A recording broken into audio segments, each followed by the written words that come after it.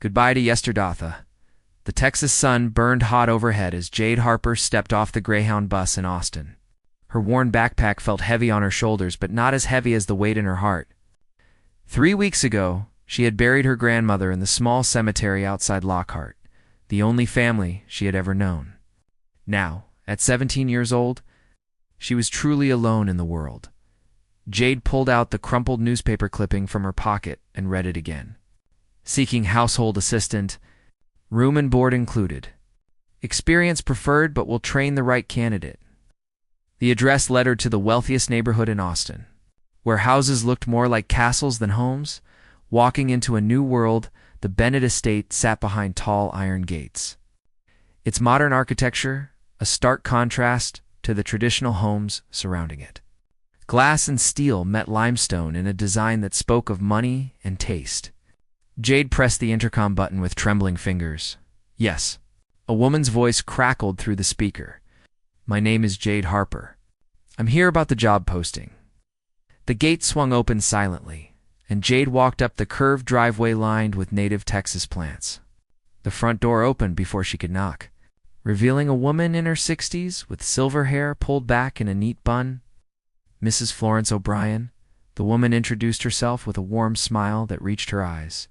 I'm the housekeeper here. Come in, child. You look exhausted. The interior took Jade's breath away. Floor-to-ceiling windows flooded the space with natural light. Modern art hung on white walls, and the open floor plan made everything feel spacious yet somehow intimate. The first meeting, Mr. Bennett is finishing a conference call, Mrs. Florence explained as she led Jade through the house. He's very particular about his schedule. Runs 3 technology companies, you see. Brilliant man, but he works too much. They settled in the kitchen. A chef's dream with marble countertops and professional-grade appliances. Mrs. Florence poured sweet tea into tall glasses. How old are you, dear? 17, ma'am. I turn 18 in March. Mrs. Florence's expression softened. And you're all alone? Jade nodded, not trusting her voice. The kindness in the older woman's eyes made her want to cry. Now she had promised herself no more tears. Footsteps echoed in the hallway, and Jade straightened in her chair. The man who entered the kitchen made her breath catch in her throat.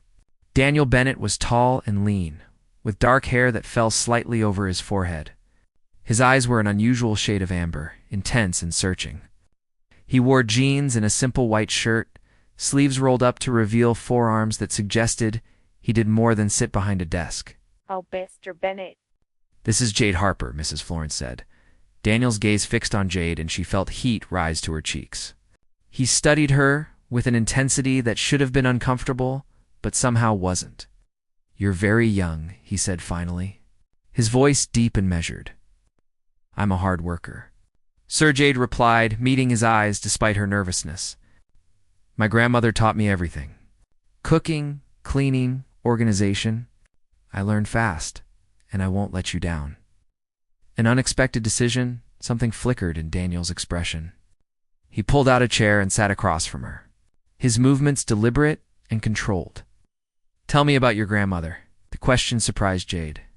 She had expected questions about references, experience, availability. Instead, this wealthy man wanted to know about Nana Rose, who had raised her in a 2-bedroom house with a leaky roof and flowers in every window box. She was everything, Jade said softly. After my parents died in a car accident when I was 6, she took me in. She worked 2 jobs to keep us going, but she always had time for me. She taught me that honest work has dignity. That kindness costs nothing. That reading could take you anywhere. Her voice cracked slightly. She died of a heart attack 3 weeks ago. The doctor said it was quick. Daniel was quiet for a long moment, his amber eyes never leaving her face. When he finally spoke, his voice was gentler. I lost both my parents when I was 19. Car accident, like yours. I understand what it means to be alone too young. The connection between them felt almost physical. A shared understanding of loss that needed no further words. The job is yours if you want it, Daniel said abruptly, standing. Mrs. Florence will explain your duties and show you your room. Your hours are Monday through Saturday, 6 in the morning until 6 in the evening. Sundays are yours. The pay is generous, and as stated, room and board are included. Thank you, Jade managed, overwhelmed by the sudden turn of events. Thank you so much, Mr. Bennett. He paused at the doorway, his hand on the frame. One more thing, Jade. Yes, sir. I work from home most days. I value my privacy and my routine. I'm not an easy person to work for. I have specific expectations. He turned to look at her fully. But I'm fair, and I believe in second chances. Don't make me regret this one. I won't, sir. I promise. After he left, Mrs. Florence released a breath Jade hadn't realized she'd been holding. Well, the older woman said with a knowing look that was interesting. What do you mean? In the 3 years I've worked here, I've never seen Mr. Bennett hire anyone himself. He always leaves it to me. Mrs. Florence studied Jade's face carefully. He saw something in you, child. I just hope you both know what you're getting into. A room of her Aunt Jade's room was in the guest wing, small but beautifully appointed with a view of the garden. It had its own bathroom with a shower that had more jets than she knew what to do with. The bed was soft, covered in white linens that smelled of lavender. That night, as Jade unpacked her few belongings, she stood at the window, watching the sunset paint the sky in shades of orange and pink. In the garden below, she could see Daniel sitting on a bench, his phone forgotten beside him as he stared at nothing in particular. There was something about him that called to her. Something broken that recognized the broken parts of herself. She didn't know then that this recognition would change both their lives forever. She didn't know that the man in the garden was fighting feelings he had no right to have. She didn't know that in exactly 6 months, on her 18th birthday, everything would change. All she knew was that her life had shifted in some fundamental way, and there was no going back to the girl she had been yesterday. The story had begun. The dance begins the first weeks at the Bennett estate passed in a blur of learning and adjustment. Jade discovered that Daniel was a creature of precise habits. He drank his coffee black at exactly 7 in the morning while reading financial reports on his tablet. He worked in his home office from 8 until noon, took a 30-minute lunch break, and returned to work until 6. He ran 5 miles every evening at 7, rain or shine. Mrs. Florence taught Jade the intricate details of maintaining the house. How Daniel preferred his shirts pressed with light starch. How he liked fresh flowers in his office every Monday. Always white roses. How he ate simply during the week, but appreciated elaborate meals on weekends. But what Mrs. Florence couldn't teach her was how to handle the growing awareness between her and her employer. It started with glances. Jade would be dusting the bookshelves in the living room and feel his eyes on her. She would look up to find Daniel standing in the doorway, watching her with an expression she couldn't quite read. The moment their eyes met, he would turn away, not before she saw something raw and hungry flash across his face. Library. Conversations, the Bennett home library became their neutral ground. 3 walls of books, from floor to ceiling, a rolling ladder, and 2 leather chairs positioned near the fireplace. Jade had been drawn to it from her first day, and Daniel seemed to spend his evenings there when he wasn't working. One Thursday night, Jade was curled in one of the chairs reading when Daniel entered. She moved to leave, but he waved her back. Stay. I just came for a book. He climbed the ladder, searching the upper shelves. Jade tried to focus on her novel, but her eyes kept drifting to him. The way his shoulders moved under his shirt, the concentration on his face as he scanned titles, the strength in his hands as he gripped the ladder. What are you reading? His voice startled her. To Kill a Mockingbird. I've read it before, but it's one of those books that gets better each time. Daniel descended the ladder with his own selection, and to her surprise, settled into the chair across from her instead of leaving. Atticus Finch, the moral center everyone wishes they had the courage to be. You've read it? A small smile touched his lips. My mother was an English teacher before she married my father. She believed in the power of stories to change people. The smile faded. She used to say that the right book at the right time could save a life. Did a book ever save yours? Jade asked softly. Daniel's amber eyes met hers, and the intensity in them made her breath catch. No, he said quietly. But maybe a person could. The moment stretched between them, loaded with meaning neither could acknowledge. Finally, Daniel stood abruptly. Slate. You should get some rest. He left before Jade could respond, but the book he'd selected remained on the table between the chairs. She picked it up curiously. 100 Years of Solitude. The same book from the example story, but this time it felt different, personal. Inside the front cover, in elegant handwriting, was an inscription, "To my darling boy, may you never know the solitude these pages describe. Love always, Mom." Jade's heart ached for the man who had lost so much. Crossing lines, it was mid-November when things shifted.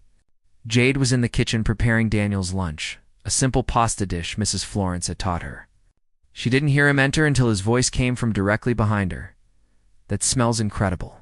Jade jumped, the wooden spoon clattering against the pot. Daniel reached around her to steady her hand, and suddenly they were impossibly close. His chest nearly touched her back. His breath stirred her hair. The heat from his body seemed to surround her. "Careful," he murmured, his voice rougher than usual. "You could burn yourself." Jade turned her head slightly and found his face inches from hers. She could see the flecks of gold in his amber eyes, the faint stubble along his jaw, the way his lips parted slightly as he looked at her. For a heartbeat, neither moved. The air between them felt electric, charged with possibility. Daniel's hand was still on hers, warm and strong. And Jade felt her heart hammering so hard she was certain he could hear it. Then Daniel stepped back as if she'd burned him. "I'm sorry. That was inappropriate." His voice was strained. He ran a hand through his hair, a gesture she was learning meant he was agitated. "Jade, I need to speak with you. Not here. Meet me in my study in 10 minutes. He left without waiting for her response, and Jade stood frozen, her hand still tingling where he'd touched it. The study confrontation, Daniel's study, was his sanctuary. A room she'd only entered to clean. Dark wood panels, a massive desk, floor-to-ceiling windows overlooking the garden. He stood with his back to the door, staring out at the November afternoon. "Close the door," he said without turning. Jade did, her pulse racing. Something important was about to happen. She could feel it in the air, like the charge before a thunderstorm. "How old are you, Jade?" Daniel asked, still not facing her. 17, sir." "You know that. And when do you turn 18? "March 15th. "Why are you asking me this?" Daniel finally turned, and the expression on his face made Jade's knees weak. He looked tortured, like a man at war with himself. "Because I need to know exactly how long I have to wait." "Wait for what?" He crossed the room in 3 strides, stopping just short of touching her. His eyes bore into hers with an intensity that stole her breath. "You're killing me, Jade Harper. Do you know that? Every day you're in this house. Every time I see you, every time I hear your laugh, every time you look at me with those eyes full of hope and kindness and something else I have no right to want." His voice was raw, honest in a way that frightened and thrilled her. "I'm 12 years older than you. I'm your employer. You're 17 years old. Everything about this is wrong. Then why does it feel so right?" Jade whispered. Daniel closed his eyes as if her words caused him physical pain. "That's exactly the problem. I don't understand what you're trying to say." When he opened his eyes, they were blazing with emotion. "I'm saying that I'm falling for you, and I can't let myself. I'm saying that every instinct I have is screaming at me to pull you into my arms right now, and I won't allow it. I'm saying that you're 17 years old, and I'm going to do the right thing, even if it kills me." Jade's heart soared and broke simultaneously. "What's the right thing?" "I'm going to make you a promise, and I'm going to keep it, no matter what." Daniel's voice was firm now, decided. "I won't touch you, Jade. Not until you're 18. Not until you're legally an adult who can make her own choices without anyone questioning them. Not until enough time has passed that you can be absolutely certain this isn't just gratitude or loneliness or some kind of rescue fantasy. And what if I'm already certain? Then you can tell me that in 4 months..." He stepped back, putting distance between them. "March 15th, Jade. On your 18th birthday, if you still feel whatever it is you think you feel, then we'll talk. Really talk. But until then, I need you to trust me enough to wait." Tears pricked Jade's eyes. "You're asking me to wait for months while we live in the same house, see each other every day, knowing that we both feel this?" "Yes, because I respect you too much to do anything else. Because 12 years from now, I want you to look back on this and know that I did right by you. Because if we're going to do this, we're going to do it the right way." Mrs. Florence's wisdom. Later that night, Jade found Mrs. Florence in the kitchen making tea. The older woman took one look at her face and sighed. "He told you, didn't he? You knew? Child, everyone with eyes could see the way that man looks at you. Like you're water and he's been wandering in the desert." Mrs. Florence poured 2 cups of chamomile tea and sat down across from Jade. "The question is, what are you going to do about it?" "He wants me to wait until I'm 18, and that makes you angry?" "It makes me frustrated. I know how I feel. Why should a birthday change that?" Mrs. Florence reached across the table and took Jade's hand. "Because that man upstairs has a conscience, and he's trying to protect you. From gossip, from his own desire, from making a decision you might regret. He's being noble, even though it's tearing him apart. What if time doesn't change how I feel? Then you'll have your answer in March, won't you?" Mrs. Florence smiled gently. "For months isn't forever, Jade. And if what you two have is real, it'll survive the wait. In fact, it might even grow stronger." November turns to December. The weeks that followed were exquisite torture. Daniel kept his promise religiously, never touching her, always maintaining physical distance. But the emotional connection between them deepened in ways Jade hadn't imagined possible. They had dinner together now. The 3 of them, Mrs. Florence, ever the romantic, often found excuses to leave them alone. During those dinners, Jade and Daniel talked about everything. His childhood in Houston, her memories of her grandmother, his struggles taking over his father's tech companies, her dreams of maybe going to college someday. "You should go," Daniel said one evening. "You're brilliant, Jade. You could study anything you wanted." "I never finished high school. Left when Nana got sick to take care of her."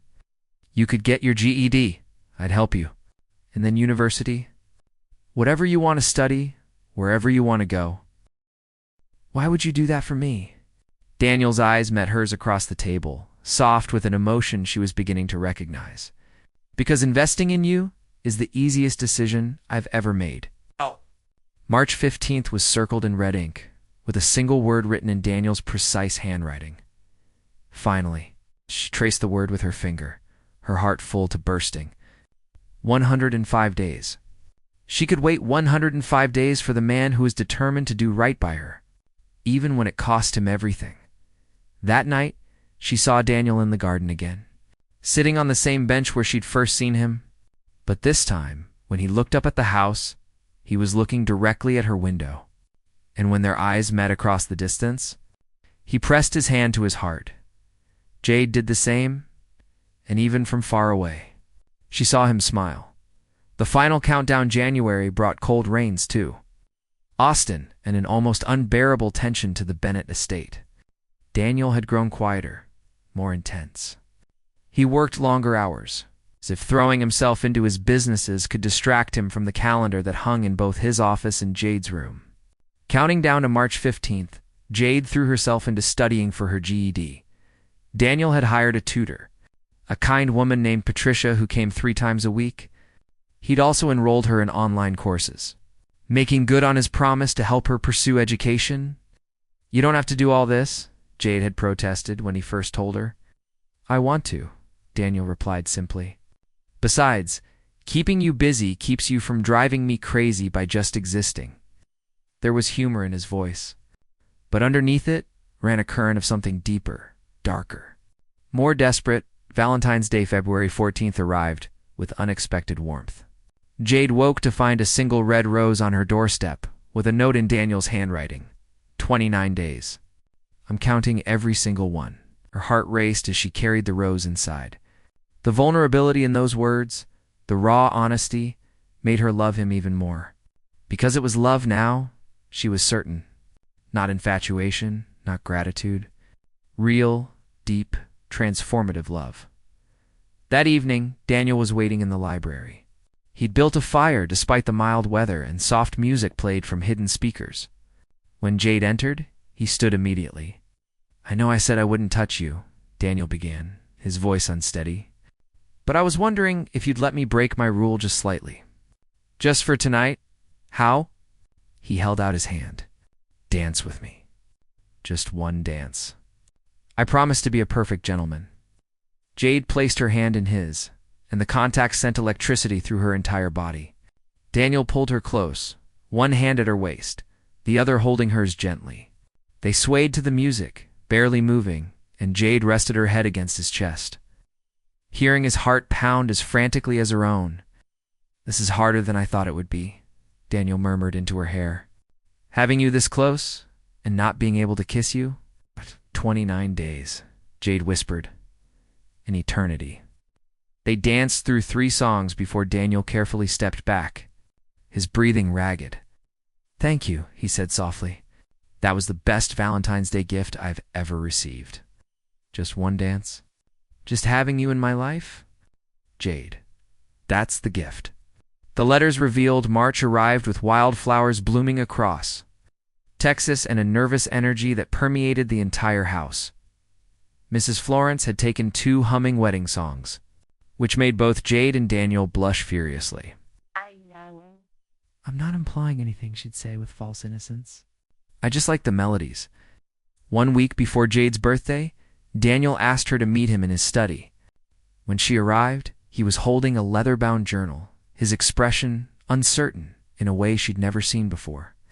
"I want to show you something," he said, "but I'm terrified of what you'll think. You could never terrify me." He handed her the journal. "I started writing these the day you arrived. I couldn't tell you how I felt, so I wrote it down instead. Every single day for the past 6 months, I thought maybe, if you wanted, you could read them. Understand what this wait has been like for me." Jade opened the journal with trembling hands. The first entry was dated the day she'd arrived. August 10th. "A girl arrived today. No, not a girl. She's 17, but there's something ancient in her eyes, something that's seen loss and survived it. I have no business noticing the way sunlight catches in her hair or how her smile transforms her whole face. I have no business feeling my heart rate increase when she looks at me. This is wrong on every level. So why does it feel like I've been waiting my whole life for her to walk through my door?" Tears spilled down Jade's cheeks as she read entry after entry. Daniel's raw honesty, his struggle with his feelings, his determination to protect her even from himself. By the time she reached the most recent entries, she was openly crying. March 8th, she read aloud. 7 days until I can finally tell her everything. 7 days until I can take her hand without guilt, kiss her lips without shame, love her the way she deserves to be loved. I've built 3 companies, managed hundreds of employees, made countless difficult decisions. But waiting for Jade Harper to turn 18 has been the hardest thing I've ever done. Please let her still feel the same. Please let this be real." Jade looked up at Daniel, who was watching her with barely contained emotion. "It is real," she said firmly. "It's the most real thing I've ever felt." Daniel crossed to her in 2 strides but stopped himself from touching her. 7 more days, Jade. Just 7 more days, and then I'm never letting you go." Birthday EVM/14th felt like the longest day in human history. The house was alive with preparations for Jade's birthday party the next day. Mrs. Florence had insisted on a celebration, inviting Daniel's business associates and their families, the household staff, even Patricia the tutor. "Should be special," Mrs. Florence declared. "Your 18th birthday only happens once." That evening, Jade couldn't sleep. She stood at her window watching the garden below, illuminated by soft landscape lighting. A movement caught her eye, and she saw Daniel emerge from the house, walking to his usual bench. On impulse, Jade grabbed a sweater and slipped outside. The March night was cool but pleasant, filled with the scent of jasmine. "Couldn't sleep either?" she asked, approaching the bench. Daniel looked up, surprise, and something else flickering across his face. 12 more hours? You've been counting by the hour?" "By the minute, actually." He patted the bench beside him, and Jade sat, careful to maintain a small distance. "Jade, I need to tell you something before tomorrow. Before everything changes." "Okay." Daniel took a deep breath. 6 months ago, when you walked into my kitchen for that interview, I was a different man. I'd spent the 8 years since my parents died building walls around myself. I worked constantly, trusted no one, felt nothing. I'd convinced myself that was enough, that emotional distance was strength. He turned to face her fully. "Then you arrived. this young woman with pain in her eyes but hope in her smile. You move through my house like a beam of light, finding joy in small things, treating everyone with kindness, reading books by the fireplace like you belonged there. And something in me cracked wide open. Daniel, Jade whispered, but he held up a hand. Let me finish. I need to say this now, while I still can without touching you. 'Cause once I can touch you, I'm not going to want to stop talking. He smiled slightly. Tomorrow at midnight, you turn 18. And I'm going to ask you a question. The most important question of my life. Jade's heart was beating so hard she thought it might burst from her chest. What question? I can't tell you that until tomorrow. But I need you to know that whatever you answer, it won't change how I feel about you. It won't change the fact that you saved me, Jade. You brought me back to life. Tears streamed down her face. You saved me too. When Nana died, I thought I'd never feel at home anywhere again. But you gave me a home. More than that, you gave me hope. They sat in comfortable silence for a while, close but not touching, until finally Daniel stood. It's late. You should rest. Tomorrow is going to be a big day. Promise me something, Jade said. Standing too. Anything. Promise me that no matter what happens tomorrow, no matter how many people are watching or what anyone thinks, you'll be honest. Completely honest. Daniel's amber eyes glowed in the moonlight. I promise. Now go to bed, birthday girl. Your new life starts in 12 hours. The birthday Jade woke on March 15th to find her room filled with white roses. Dozens of them, their sweet scent filling the air. A card lay on her bedside table. Happy birthday, Jade. Today everything changes. With all my love, Daniel. With all my love. He'd written it. Committed it to paper, Mrs. Florence helped her get ready for the party, fussing over her hair and makeup like a mother preparing her daughter. She'd bought Jade a dress, a simple but elegant navy blue that made her feel like a princess.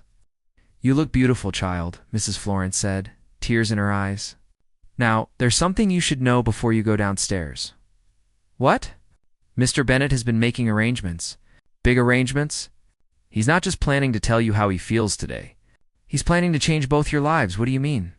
But Mrs. Florence just smiled mysteriously. You'll see soon enough. The party was in full swing when Jade descended the stairs. The house was filled with people, music, and laughter. But the moment she appeared, the room fell silent. Daniel stood at the bottom of the staircase in a perfectly tailored suit, looking at her like she was the only person in the world. He offered his hand. May I? Jade placed her hand in his, and this time there was no hesitation, no pulling away. Daniel laced his fingers through hers and led her into the main living room, where all the guests had gathered. Thank you all for coming, Daniel addressed the crowd. But his eyes never left Jade. Today we're celebrating Jade's 18th birthday, but it's also a celebration of something else. 6 months ago, this incredible young woman walked into my life and changed everything. She reminded me what it means to feel, to hope, to love. Gasps rippled through the crowd. Daniel squeezed Jade's hand gently.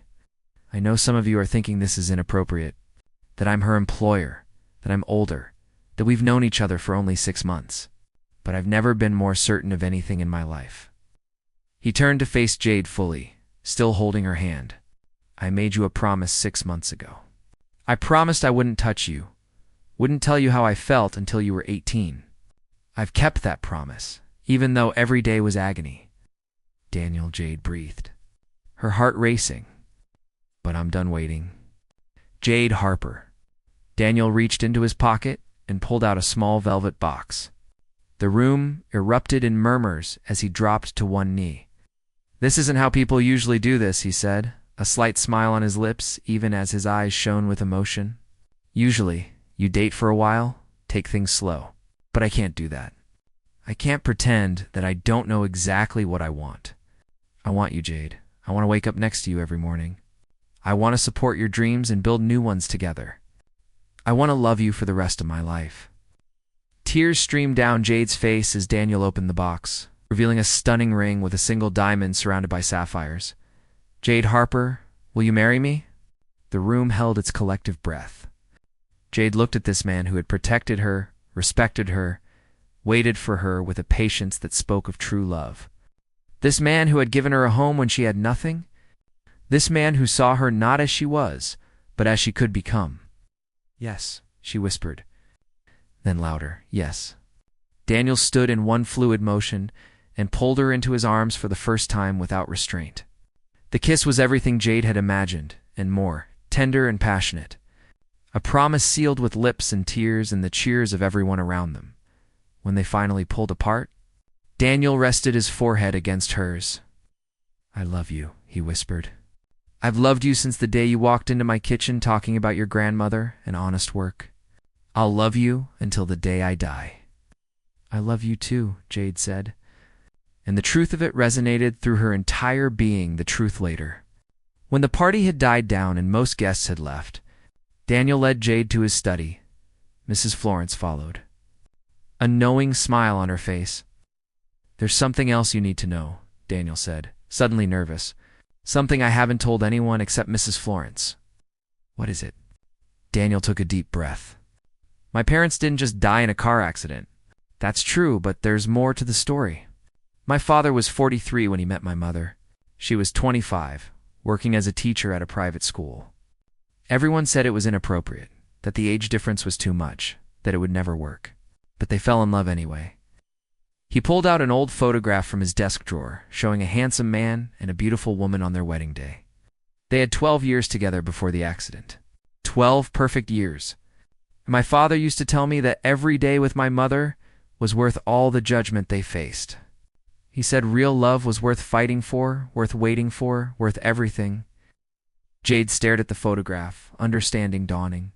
"That's why you waited." "That's why I had to do it right," Daniel confirmed. "My parents taught me that love means protecting the person you care about, even from yourself if necessary.